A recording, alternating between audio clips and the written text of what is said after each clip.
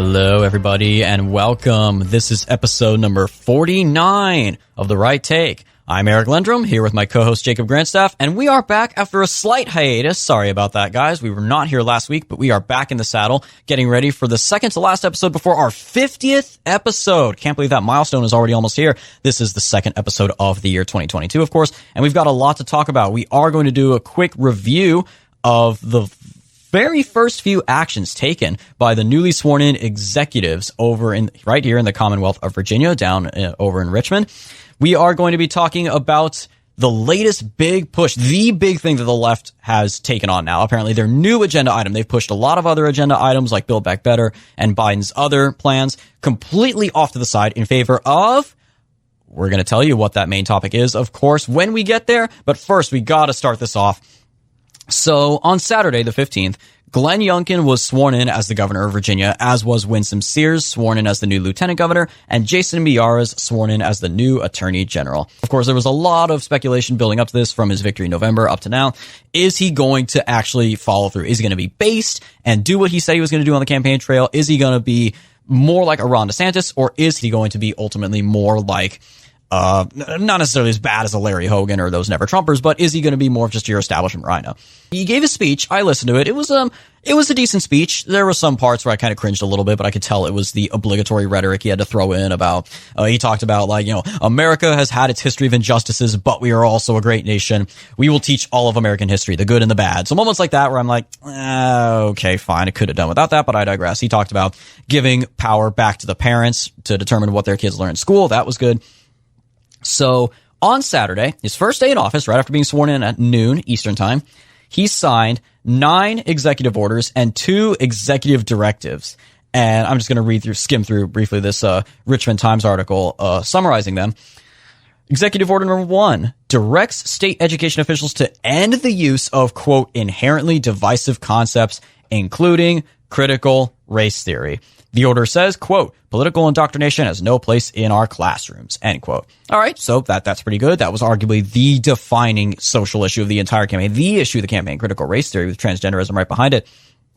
Executive order number 2 rescinds the statewide mask mandate for public school students. And this is crucial because after the election, but prior to being sworn in, there was speculation that Youngkin would kind of backtrack a little bit on this because he had previously hinted that, I will rescind statewide mandates, but localities can still implement their own mandates, which people said, what's the point then? Because then they're all just going to do it. This is crucial, though. The actual executive order says parents may exempt their children from local school systems mask mandates. Basically, it says school districts and localities and local jurisdictions can make recommendations, formal recommendations, but parents have a right to disobey them. So it's basically renders them toothless. It's just a couple steps shy of a Ron DeSantis outright banning mandates. In a way, this is actually even more clever than that, and we'll come back to that. Executive order number 3 fires members of the Virginia Parole Board and names 5 new members. So he cleaned that out.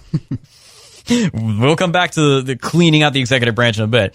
Executive order number 4 authorizes Attorney General Jason Miyares to investigate Loudoun County Public Schools and look into the double rape case where we talked about this, where the trainee, the guy wearing a skirt, raped 2 different girls at 2 different schools, and they covered it up after the first one, but then they couldn't keep it a secret anymore for the second one, and he was found guilty in juvenile court. So that is crucial. Youngkin's directive asserts that Loudoun school boards and school administrators, quote, withheld key details and knowingly lied to parents, end quote. So he's sicking his dogs on LCPS, and that's going to be glorious.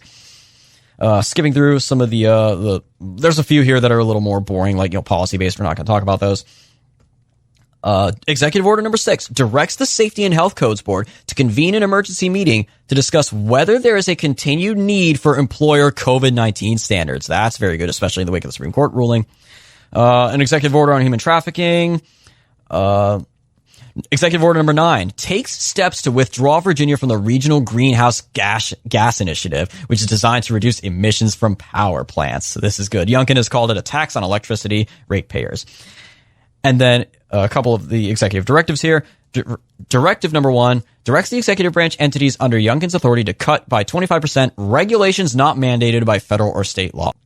This is good. Executive Directive 2 rescinds the COVID-19 vaccine mandate for all state employees, which he absolutely has the authority to do. They can't sue. The courts can't do anything to stop that. So that is really, really, really, really good. Now, moving on, already some of the developments that have us thinking maybe the one person who's more based than Youngkin in his executive branch is Attorney General Jason Miyares. I wrote an article for this at on the subject of American Greatness. Miyares, the day before he was sworn in on Friday, fired the entirety of the AG office's Civil Rights Division, 30 employees, including 17 attorneys. Jacob, that was fantastic news, right? Oh, yeah, definitely, yeah. That absolutely had to happen. That's clean out the swamp, because we know the Civil Rights Division, we know what that's really about. We don't need it. And watching the left's reaction is what is really telling about this. The left is seething over this. They are so mad. State Senator Luis Lucas, the state Senate president pro tempore of Virginia, who I scrolled through her Twitter feed trying to find this one particular tweet. Her feed is so cancerous. It's everything you would expect. It's basically the meme of like a woman doing the rapid snap, snap, snap in front of her face, that kind of rhetoric. But she tweeted on that day, Friday, January 14th, quote, "I've been told incoming AG Jason Miyares just fired the entire Civil Rights Division in the Attorney General's office. My bill helped create and expand the authority that this division uses." She followed up with, this is hilarious, this tweet. "This whole campaign, we had to listen to Jason Miyares whining about local prosecutors choosing not to prosecute certain crimes. Then he gets elected and eliminates an entire division dedicated to enforcing civil rights law. Total hypocrisy, and it needs to be seen." How is that hypocrisy? He's doing exactly what he said he would. Yes, he is right. Soros-funded prosecutors are deliberately avoiding certain prosecutions. We talked about this in a previous episode. Certainly, local authorities are not investigating cases like the Loudoun County Public Schools.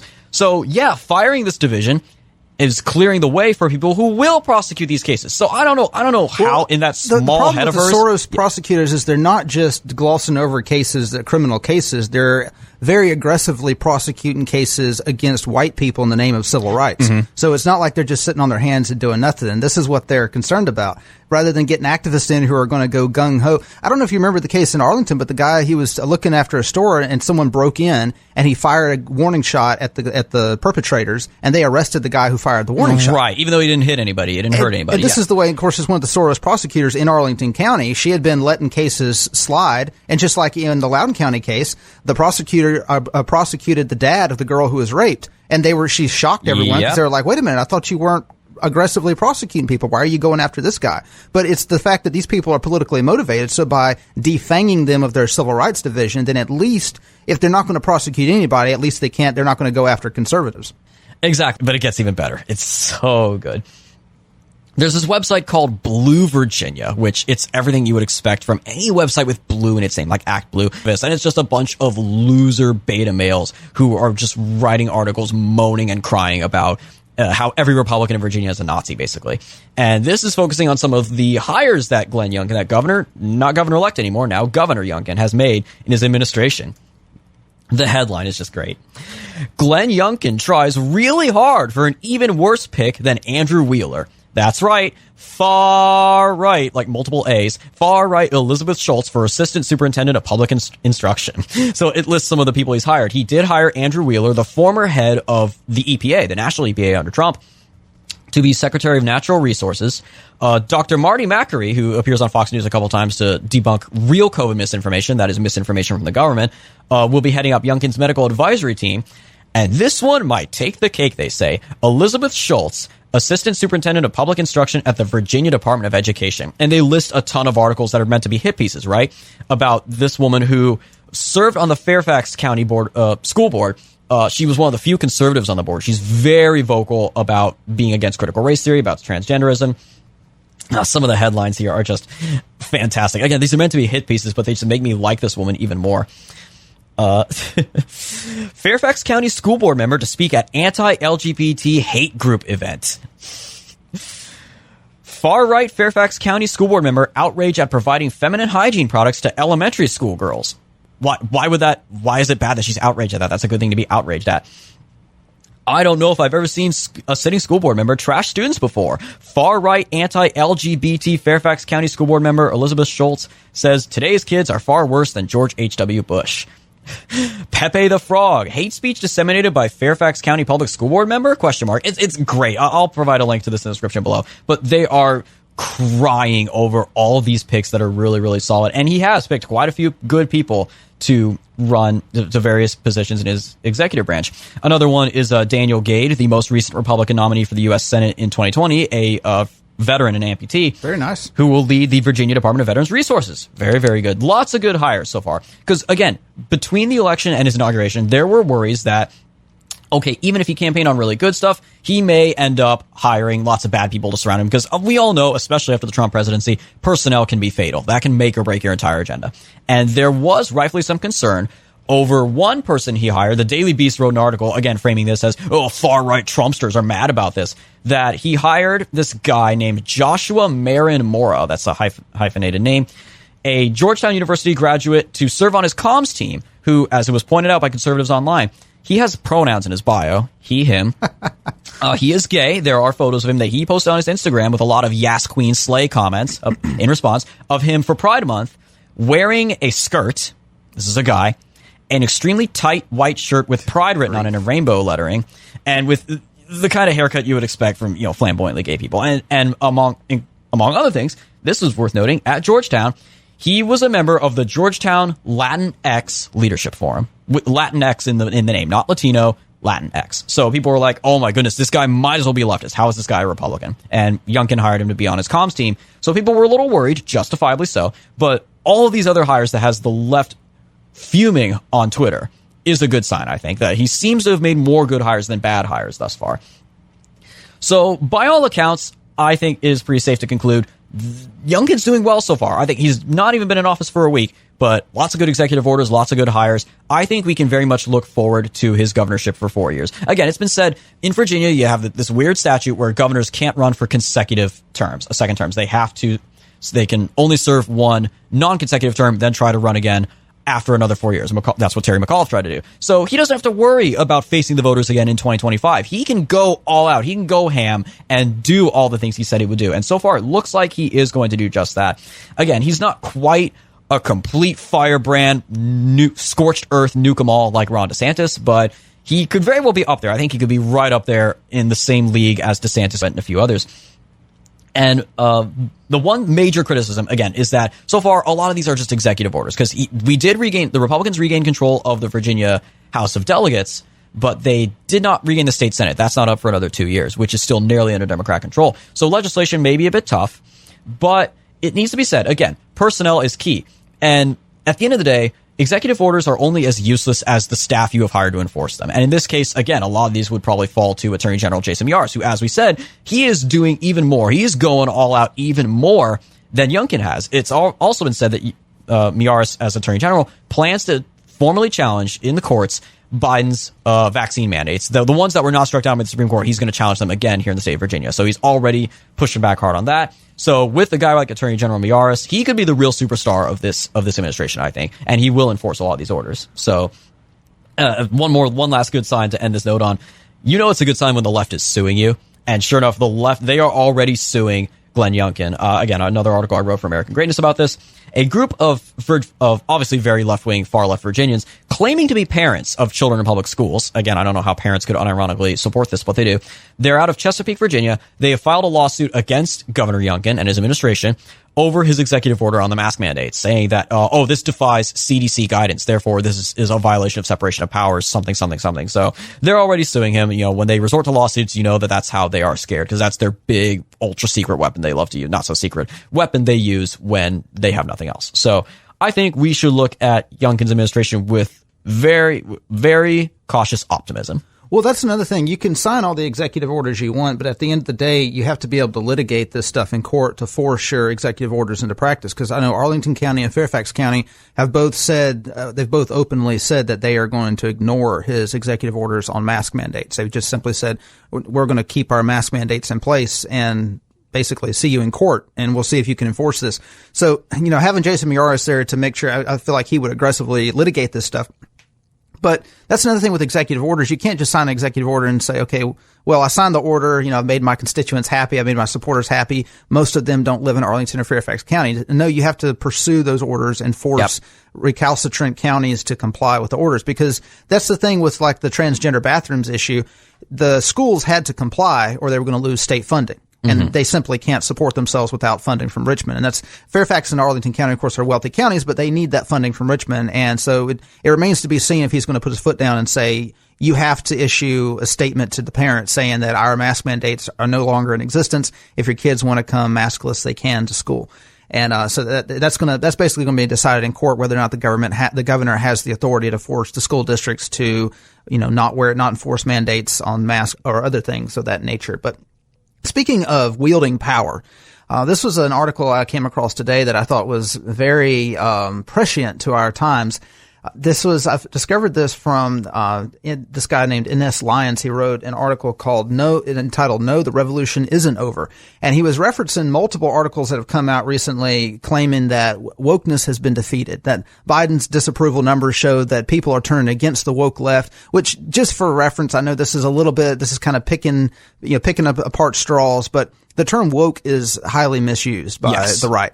We've talked a lot off the air, but it's good to finally get some clarification on how, because you've told me multiple times, Jacob, how everyone, the left, mostly on the right, are getting the word woke wrong. Yeah, because the left doesn't use the word woke. That's not a term that leftists use. It's not even a leftist terminology. This is something that the right has used, and they've basically substituted for anything Democrat, anything slightly left of center. Woke, transgenderism, mask mandates, basically. So like y'all hear people on right-wing talk shows and even Fox News saying, the woke left is wanting to enforce everyone to wear masks and stuff like that. It's like, no, that doesn't have anything to do with it. No. Woke is simply the black terminology for awake. So like that's the way they'll say, like in black slang, they'll say I'm woke instead of I'm awake. Specifically, they are awake to quote unquote systemic racism. Yes, they're awake to systemic racism, to white racism against their race in America, to the discrimination they face in this country. Has nothing to do with liberalism, has nothing to do with leftist politics, has nothing to do with the Democratic Party. In fact, leftists don't even use that term, especially white leftists. That doesn't even, if a white leftist does that, use that term, he most likely knows what it means, and he means that he's awake to the fact that his people discriminate against black people. That's the way he would use that. But unfortunately, because the right is so disconnected from pop culture, they don't keep up with this stuff. Like they hear about this terminology from radio talk shows. Mm-hmm. They hear about this terminology from Fox News. So they're getting like third, fourth, fifth hand information. But that's just a little bit of a tangent. Into the article now. So Ines Lyons, he writes, "No, the revolution isn't over." And he's talking about how there's been a flurry of articles claiming that we've essentially won the war on wokeness, that wokeness is running away with its tail between its legs. And he gives a few examples. Scott McConnell in the American Conservative, is wokeness almost over? Frank Ferretti in Spiked, the fight back against wokeness has begun. Brett Stevens in the New York Times, why wokeness will fail. And he goes down the list of recent articles claiming, even in the Wall Street Journal, claiming that wokeness is basically being defeated. It's on its way out. And he's arguing that this isn't true for a number of reasons. I'm not going to go through all these different reasons, but the main reason he points out, his first point, is that what is known as wokeness, or this, basically to sum it up, this ideology, the world is divided between oppressors and the oppressed. And it is our moral obligation to redistribute power, not just wealth, but power as well, from the historic oppressors to the historically oppressed. So in the United States, that would be specifically black Americans. So in other words, massive affirmative action. And the argument that he uses, Ines Lyons uses in this article, is that we know that it's not a retreat because this wokeness is a metaphysical sentiment. In other words, it's not a political ideology. You can change people's politics. You simply cannot change their religion. And this is a religion to people. And so while politically they may be on their heels, politically Biden is going down the tank, Democrats are losing left and right, this ideology is not going anywhere because it's not simply an ideology, it's metaphysical. It is something that they have used to replace the hole in their lives that religion once occupied. And he says, has there been a huge religious revival in America in the past 9 months that we haven't heard about? He says, no. These people, these academics and these academic trained woke tards, they haven't changed their outlook on life because this isn't just an emotional, it's not a phase they're going through. Like it's not like going through puberty or going through rebellious. It's not rebelling against their parents. Yeah, it's not a rebellious phase in their life. This is their new religion. And they are going to try to enforce that religion the same way that religious radicals throughout history have always tried to enforce their religion on the broader population, which is by force. And he referenced an article that I thought was very good. It's by a mathematician or a statistician to be more precise, Nassim Nicholas Taleb.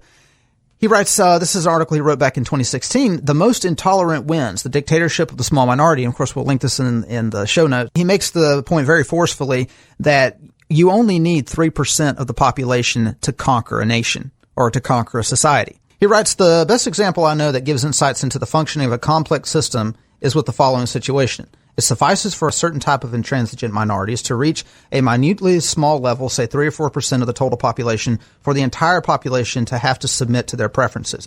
And the example he gives is with kosher food. He says, "This example of complexity hit me ironically as I was attending the New England Complex Systems Institute summer barbecue. As the hosts were setting up the table and unpacking the drinks, a friend who is observant and only ate kosher dropped by to say hello. I offered him a glass of that typical yellow sugared water with citric acid people sometimes call lemonade, almost certain that he would reject it owing to his dietary laws. He did not. He drank the liquid called lemonade, and another kosher person commented, quote, 'Liquids around here are kosher.'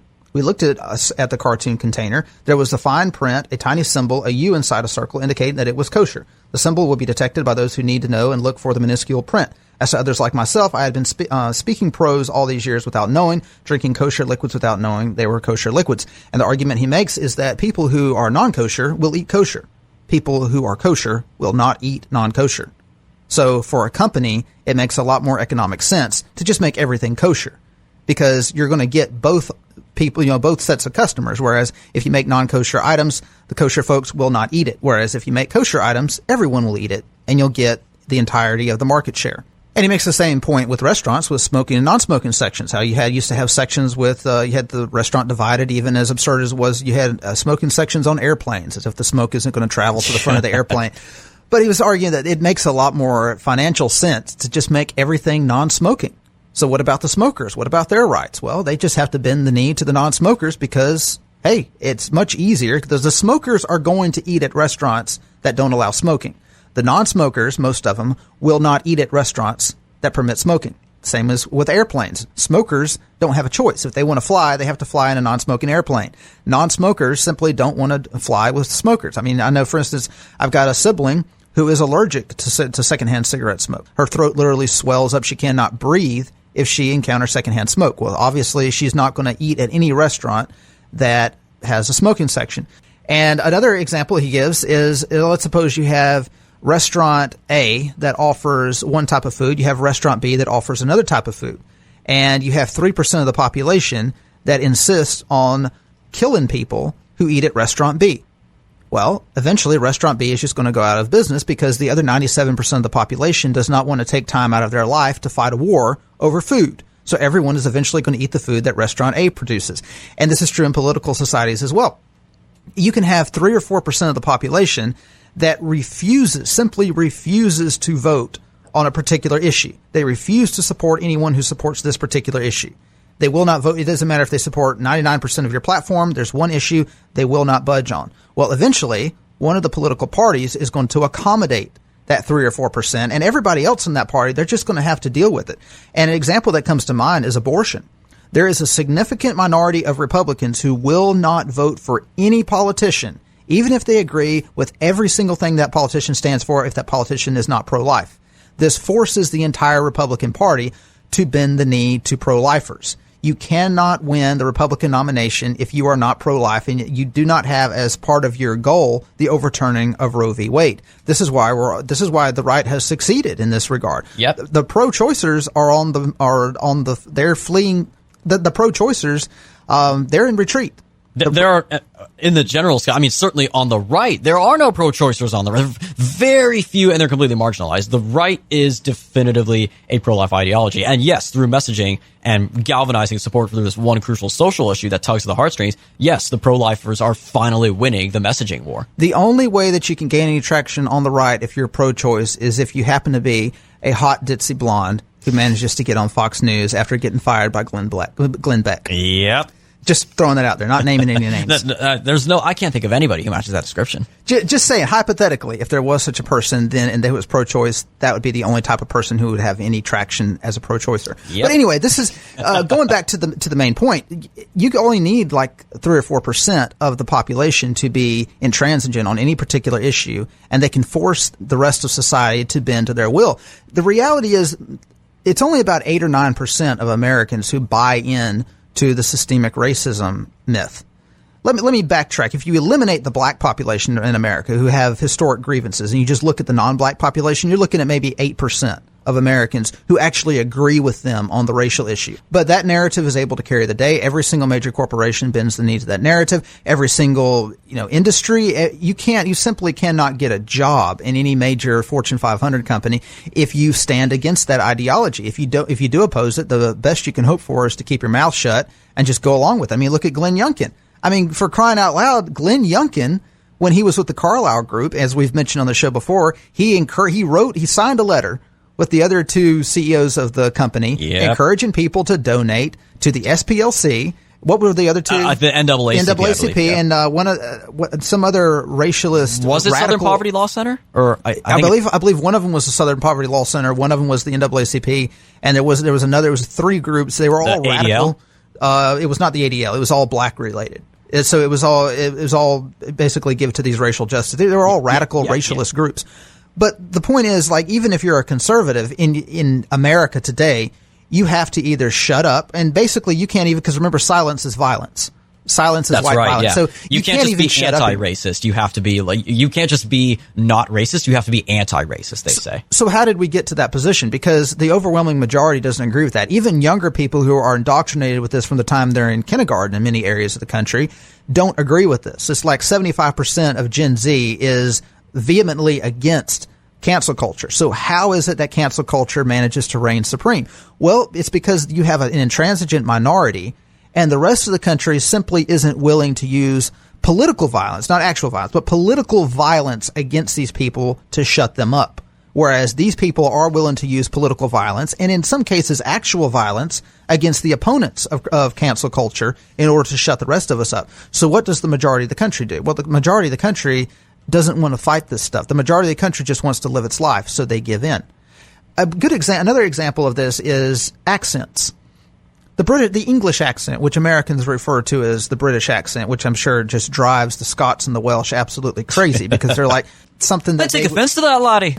So, like, what we call the British accent, that originally sounded more like a modern American accent. If you go back in time, if you were to get into a time machine and go back 400, 500 years, you would find that people in England sounded a lot more like Americans today than they sound like English today. In fact, they probably wouldn't sound anything like English today. If you walk through the streets of London in 1622, go back 400 years to 1622, and you walk through the streets of London and you would think, wait a minute, am I in Charleston, South Carolina, or am I in London? Because the accent would be more similar to what people in Charleston today sound like than what they do in London today. And the reason why they adopted that accent was because that was the accent of the elite. That was the accent of the royals. That was the accent of the nobles. So everybody wanted to be like the elite, like the nobles. And so they started imitating what the minority was sounding like. And this is the same way in Spain. Legend has it that the King of Spain spoke with a lisp. So now everyone in Spain speaks with a lisp.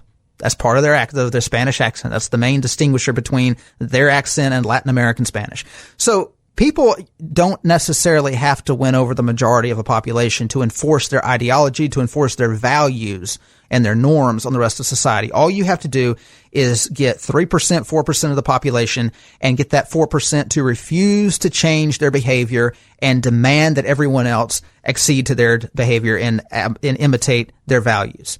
And the same is true with cancel culture. The same is true with the woke tards. It makes a lot more sense if you run a company to just give in. Because those protesters outside your store that are threatening to burn your store down and, kill your children and burn your house down and beat up your customers, they're not going away. It's the same thing with the Colorado baker, who just wants to be able to bake his cakes in peace, but gay couples seem to keep going back to him like he's the only baker in town, suing him because he won't bake for a gay wedding because he's Christian. They will not leave him alone. How many, over a decade now that they've been suing him over and over again? They're not going to leave him alone until he is completely run out of business and or dead. But his customers who disagree with that, They don't say anything. They're going to stand there and they're going to keep their mouth shut. And it's the same with this hypothetical business I talked about, this restaurant. You got people who are standing outside protesting, accusing them of whatever, accusing them of racism. Their customers who are annoyed by those protesters, they simply want to go in, buy their meal, and leave. It may disgust them that there's people out there screaming and hollering and harassing these people, but at the end of the day, they're not going to do anything. What happened whenever during Kristallnacht? Nobody did anything. Most Germans, if you read the record, if you read the historical record of people who lived during that time, most Germans disagreed with that. Even though they didn't like Jews, they disagreed with that. They felt sorry for their Jewish neighbors who were having their livelihoods destroyed by these hooligans. They felt sorry for the business owners who were having all their windows busted out and all their merchandise destroyed, but they didn't say anything.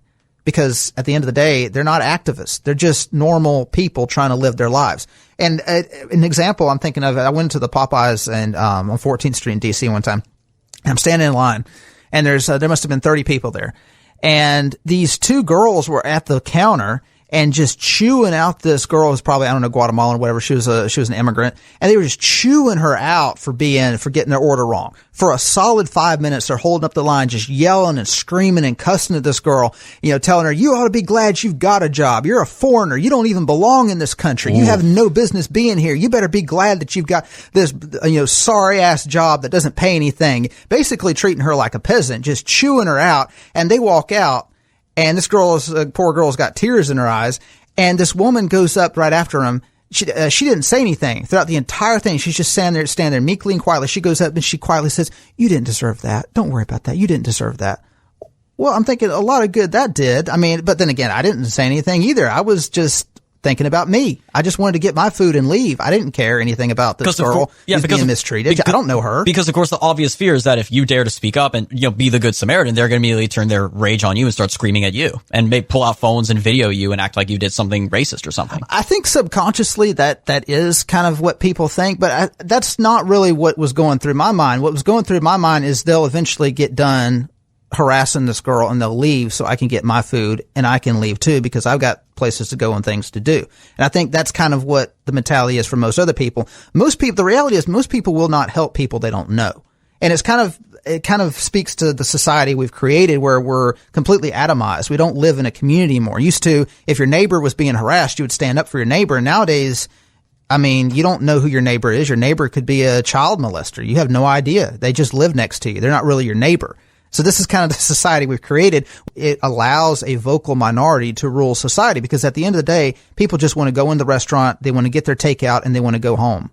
They don't want to stand up for anybody. And if that store gets burned down, they'll go to another one. That store gets burned down by activists, they'll go to another one. And if every single store is forced to comply and put a Black Lives Matter sign on their window, they don't care. They just want to go in, they want to get their takeout, and they want to leave. And so this allows a situation where you have 3%, 4% of the population that can completely dictate the terms of social norms and of social cohesion. Now, what does that mean for us? Well, let's take our views. Eric, would you say that our views represent less than 50% of the American population? Less than 50? If it is less than 50, then it's barely below 50, like somewhere in the 40s range, like mid 40s range, probably. That's very, very optimistic. I would venture to say that our views represent, if you take the totality of our views, everything that we agree on, I would say there's probably about 5 or 6% of the country's population that agree with us on all that stuff. If you take away, maybe 25%, it grows to maybe 10%. But I think by and large, only about a quarter of Americans are political at all. The other 75% just don't care. Yeah, obviously the non-political people are a huge problem. But, when it comes down to, like, if you were to ask them, like, if you could get in absolute confidence, like signed in blood, this is not being recorded, this will not be used to dox you, you can be anonymous, you can say whatever you want politically, a lot of people would agree on shutting down the border. A lot more Americans agree with this. If you were to ask the vast majority of Americans who aren't even aware of the transgenderism stuff what they think about it, you would be very surprised to see how many are very passionately against tranny bathrooms and stuff like that. How many are against critical race theory if they were aware of it? It's a matter of awareness. But it's a matter of awareness, but think about all the steps that requires. First of all, you've got to educate them. That's if you can get them to listen to you. Then you've got to make sure that you can convince them that they are not being recorded, that this will not be used against them. And after everything that everyone's seen in the past 3 years, you know, the only way you can get a political conversation going nowadays is basically you hold a gun to someone's head and say, you are going to have a political conversation with me, because we're at the point where no one wants to talk politics, even to people they know, even to their friends and family. That's right. I mean, people don't have to worry about having political conversations at the Thanksgiving table anymore, because they're so tired of it, but also they don't want to lose the few friends and family they have left. And so nobody's going to say anything. Also, they understand that family is now being weaponized against other family members by the system.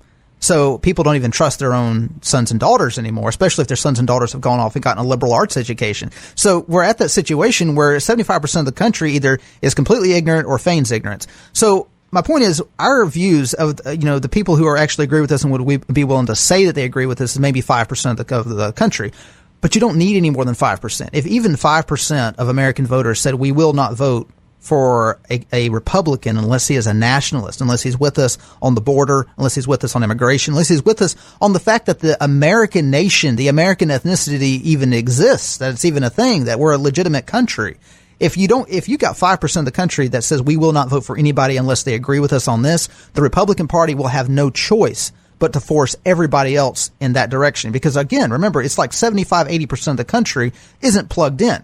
They vote and they don't talk about politics. So if you can control the narrative of the 25% of people who are plugged in, the other 75% is going to have no choice but to go along. Here's the thing, the general election of 2016, most people were dissatisfied with their choices, but you know what they did? They went and they voted anyway. 2020, most people were dissatisfied with their choices. Most people, if it came down to it, they weren't real satisfied with Trump or Biden, but you know what they did? They went and they voted anyway. They picked one of them. If you want to control democracy, you have to be willing to radicalize an intransigent 3%. If you can get that intransigent 3%, you can eventually control the entire country. Among other things, why Democrats and independents are dissatisfied with Biden, it's not because he's incompetent. It's not because, the pull out of Afghanistan was a failure. It's not because of inflation. They don't care about that. It's the really far left elements, millennials and Zoomers who most disapprove of Biden because they think he's not doing enough. They think he's not doing enough on global warming, and they think he's not doing enough on systemic racism, the phantom that isn't real. And this is what I hinted at in the intro, that over the last few weeks, Biden's entire agenda has been completely sidelined in many, many ways. The big Build Back Better bill, the $2 trillion, something between $2 and $3 trillion stimulus bill he wanted to spend on just a complete overhaul on welfare, basically almost like the new Great Society / the new Deal. That was killed because Joe Manchin from West Virginia has said repeatedly he doesn't support the bill. He just can't agree to most of the provisions and the mass spending the bill would produce. And Kristen Sinema of Arizona said the same thing. So they've basically been forced to move on from that. So next up is what they're really pushing for like crazy, especially we just had Martin Luther King Day and they're emphasizing it in the context of that. This big push for what they call voting rights, that already is gaslighting in and of itself, that they want nothing more than to make what happened in 2020 permanent all across the country forever. And what do I mean by that? Of course, they want to federalize elections. They want 3 weeks of being able to turn in your ballot after Election Day. They want ballots to be mailed to every single voter, just like in California. They want ballot drop boxes. They want the COVID measures, the quote-unquote COVID lockdown quarantine measures for elections to be permanent, because obviously that is a game that heavily favors Democrats over Republicans. We talked about that in our 6-part investigative series on the 2020 election and the voter fraud there. And that is what they're pushing for right now. I think several bills that are being considered. I think a bill that did pass the House but has yet to pass in the Senate, which is a bill they named after John Lewis. They've been idolizing this guy ever since he died. I guess this is one thing too, that they go out of their way when they really want a bill to pass, they name a bill after one of their beloved colleagues. Because if it's one thing to say, oh, I voted against HR 1795702, but when they have to come out and say, oh, I voted against the John Lewis bill, like they're like, oh, so you hate John Lewis, something like that. It's very clever messaging on their part. The first time I heard of this guy was when he led a sit-in, like little children, like babies in their diapers, sitting on the floor of the House because Speaker Paul Ryan wouldn't take up a bill to ban all guns in America. Like he was crying about it, like, we gotta ban guns now. And of course it didn't go anywhere, and Ryan humiliated them. One of the few good things Ryan did as Speaker. And this bill would basically federalize elections. It would implement these COVID standards nationwide across all 50 states in an instant, which would be game over for Republicans. It would be game over in the Rust Belt states. It'd be game over in Georgia and Arizona and Nevada. Possibly even Florida and Texas with further immigration demographic shifts. It would be game over. And that's what they're pushing for. And in particular, they are trying so hard to get rid of the filibuster. Chuck Schumer keeps saying, we've got to abolish the filibuster. Joe Biden saying they want to abolish the filibuster, which again allows senators to stall particular legislation and prevent it from ever coming up for a vote unless 60 senators vote to overturn it. So in this case, give credit where credit's due. The party is holding their ranks very firmly on this. All 50 Republican senators are against this bill.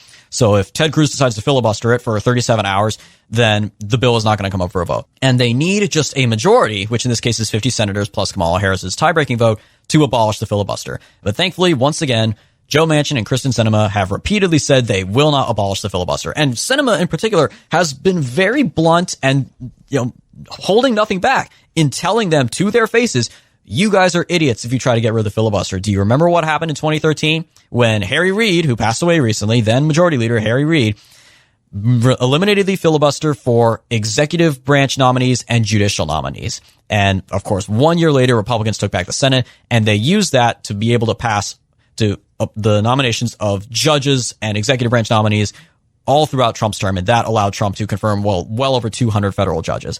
All because of what the Democrats did when they were in power, and very short-sighted. They did not have the big picture in mind. Sinema has used that example and explicitly said, I am opposing eliminating the filibuster for your own good, guys, because the second Republicans regain power, they're going to use that against you. But of course, the others won't listen. They just really, really, really want to pass this bill. Well, it shows their mentality about this bill. They genuinely believe that if they can eliminate the filibuster and get this bill passed, that Republicans will never be able to gain a majority. Because this is kind of the narrative they've been running with since 2012, is that if you look at the demographics of America, the Republican Party relies on white people to get elected. As white people become a smaller and smaller percentage of the country, eventually Republicans will become unelectable. And this is the argument they've been using for the past 8 years, which of course isn't true, because as Latinos become more and more assimilated, they tend to vote more and more Republican, just like Italians, just like Greeks, just like every immigrant group that's ever come to this country. We saw it in Florida and Texas in the 2020 election with Trump. But they are convinced, in their hubris, they're convinced that if they can eliminate the filibuster and get this voting rights bill passed, this will keep Republicans from ever being able to gain the Senate again. So their argument is basically,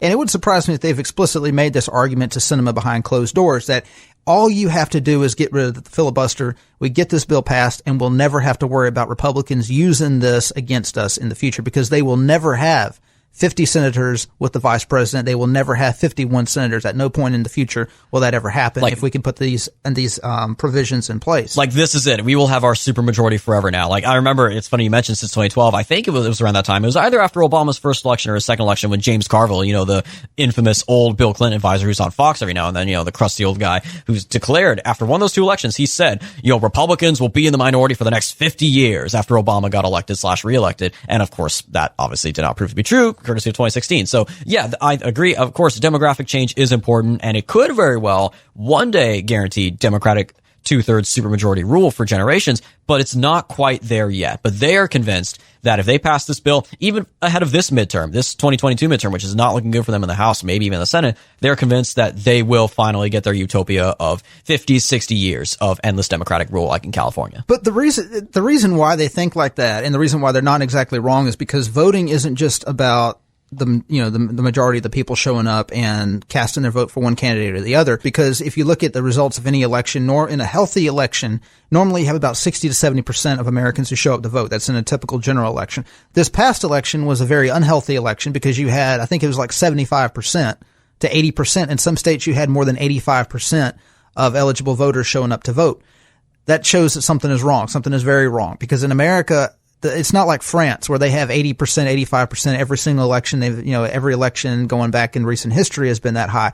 In the United States, people are not as plugged into politics and civics as they are in Europe.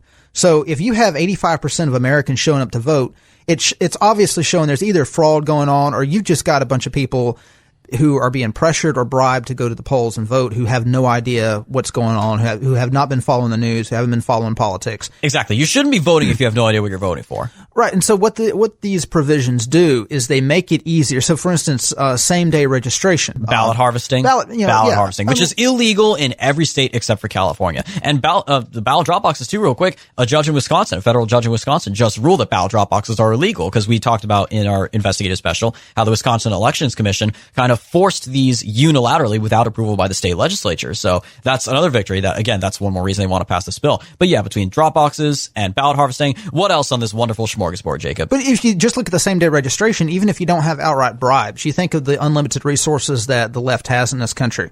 You've got, I mean, you just look at, let's just take BlackRock, for instance. They've got trillions of dollars in funds that they manage. You got Soros, who has sitting on $20 billion. You've got, who is the guy from, who got in, the guy who tried to briefly run for president. Michael Bloomberg? Michael Bloomberg, yeah. He's worth like $50 billion. You have the guy who's shorter than the podium. They're not going to have any trouble hiring however many people they need to go door to door to get as many people registered on the day of election if this bill were to pass. So in every single state, you would have literally tens of thousands of activists going door to door asking people, have you registered to vote yet? Have you cast your vote today? Forget hitting the phone banks. Just send out 10,000 people in a community of 50,000, have them knock on every single door in the morning to ask every single person over the age of 18 if they voted and try to urge them to go to the polls and vote. And even, it's very easy to bribe people in that way if that's what they're looking to do. So same day registration is one of the reasons that we covered why I believe that Biden won the election. Because it was, even if you're looking at, okay, there wasn't outright fraud, you should not have same day registration, because the point of having registration at all is because if someone is going to go register to vote, they obviously are not mentally incapacitated, to use a little more politically correct term than the term that came to mind. They obviously have their mental faculties about them if they're smart enough to go and register themselves to vote, because it's not just about getting as many people to vote as possible. It's about getting the informed public to the polls to vote. And hey, I want every single informed person to vote on election day. Mm-hmm. I think everyone should vote. If they have their mental capacities about them, if they're literate, if they've studied, if they're well aware of what's real and what's fake, they've looked at the candidates' platforms. Yes, if they know what country they're in, if they know what the name of the country and the state that they live in is, then they should go and vote. But in this situation, there is no mental test. You've got people who are just able to go register to vote on the day of. Anybody and everybody can go register to vote. And of course, they want felons to be able to register to vote. And in that situation, you don't have democracy anymore. You basically have a plutocracy that's running thing and paying a bunch of activists to go out and collect votes. And so that, that's not a country that you want to live in. That is a country in which a well-moneyed, well-educated elite can continue to rule, and they can continue to buy every election by just paying a bunch of college students to go out and collect votes. And this is the country that they want to create. And this is why they're putting so much emphasis on this voting rights bill. Before Christmas, when it looked like BBB wasn't going to get passed, the Build Back Better bill, Biden immediately shifted gears. And the reason he shifted gears is because you had activists, you had, like I mentioned, the 3%. Whenever you have a country of 3% of people who are activists who are intransigent, who will not vote for you if you do not support one particular issue. That's the way it is with the Al Sharptons of the world. You had Al Sharpton and a lot of other black so-called civil rights activists who were pressuring Biden, who were visiting the White House, who were constantly making phone calls, writing letters, contacting the White House and demanding that Biden put this at the front of his agenda. Forget Build Back Better. In fact, they're extremely angry at Biden right now. A lot of the Black Lives Matter folks refused to attend his speech in Georgia whenever he went down Atlanta, to Georgia. That's right. Like Stacey Abrams skipped out on it. Like all of them skipped out because this arguably, Build Back Better, it was a broader, that you can tell that's Biden's kind of personal pet issue, is to be the new Lyndon Johnson. But this voting rights bill, quote unquote, this nationalization, this federalizing of elections, this is their pet issue. This is the top legislative issue for the Black Lives Matter crowd. So when the devil went down to Georgia to give his speech that a lot of the BLM activists decided to boycott, he forgot to bring his fiddle. It would have been a lot more entertaining. Fiddle is always more entertaining than spittle. I would have loved to see a fiddle showdown between Joe Biden and Corn Pop, man. The reason why he's putting this at the top of his agenda is because you've got intransigent black voters who will not vote for any Democrat if they do not stand for the new civil rights movement. And they keep moving the goalposts. Now outlawing voter ID is the new civil rights movement. So these are issues that they are simply intransigent on, and this is why it's so easy for black voters to hold the Democratic Party hostage, because the Democratic Party simply does not have enough nerdy white people to win elections. They need blue-collar voters, and since they don't offer blue-collar voters anything, all they offer, they're basically a party of elites. They have to play up the race card, so they have no choice but to cater to every single demand that the black elite, the Al Sharptons of the world, demand that they give into. So you got Biden over here trying to be LGB. You can say you got Biden over here trying to be LBJ 2.0, and he desperately wants this Build Back Better bill. He's got Manchin. He's finally got Manchin maybe considering it, mulling it around, and you got Al Sharpton over here yelling in his left ear, "Hey, it was black people that put you in office. You better give us what we want." So he's like, "Okay, hang on, Joe. Let me go talk to Al over here." And so then he's going down to Georgia and demanding that they pass the voting rights. As if, it's as if Joe Manchin isn't going to end the filibuster to pass Build Back Better, which actually there's a lot of aspects of that would help people in West Virginia. He's certainly not going to end the filibuster to pass this new voting rights bill. And in fact, he went out yesterday or the day before I saw he gave an interview in which he said, "We already have protections against voter fraud. We already have protections against voter intimidation. This is completely unwarranted and unnecessary." And what's funny, what's hilarious is today there are a bunch of people from the NFL, a bunch of retired NFL players, even Nick Saban, because Nick Saban is from West Virginia. A bunch of West Virginians wrote a letter to Joe Manchin urging him to stand up for voting rights and how this is so important for our country to protect the integrity of the vote. And they asked Joe Manchin about it, about Nick Saban writing him a letter. He said, well, Nick Saban included an addendum to that letter. He wrote, "P.S. I also support the filibuster." He said, "Y'all report that in the media." Oh. So I can just see these people coming over because Nick Saban is a Democrat. Everybody has known he's a West Virginia Democrat. So I can just see somebody going over to Nick Saban, maybe a couple of his players. "Yo, coach, we really need to pass this bill, this voting rights bill. You think maybe you could write a letter to your boy Joe Manchin and talk to him about that?" "Oh, sure, absolutely. I'll write a letter to him." So he writes the letter. "How's that?" "Oh, yeah, that looks good." So he sends off the letter. And then as the player walks out of the room, writes down, "P.S. I support the filibuster." That's such a Looney Tunes joke. I love it. I mean, it's like they were reporting this in the news. Nick Saban writes a letter to Joe Manchin. As if, even if he didn't include the "P.S. I support the filibuster." Can you just imagine Joe Manchin coming on TV tomorrow, coming on Fox News? "Oh, by the way, I changed my mind. I'm going to vote to end the filibuster because my friend Nick Saban wrote me a letter and I respect Nick Saban's opinion. He's won, 5 national championships. So because he's such a good football coach, I decided to take political advice from Nick Saban."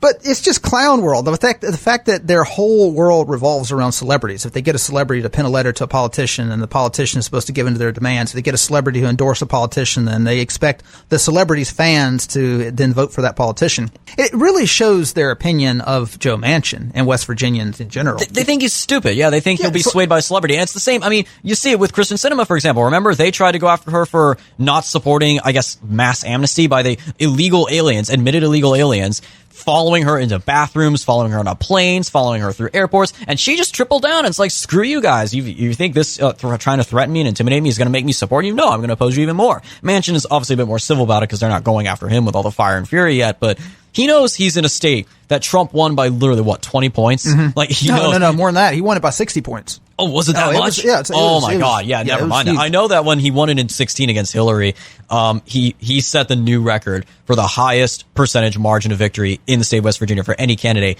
besting the previous record set by Abraham Lincoln in 1864. So yeah, it's arguably the reddest state in the country, and Manchin knows this. He's not stupid.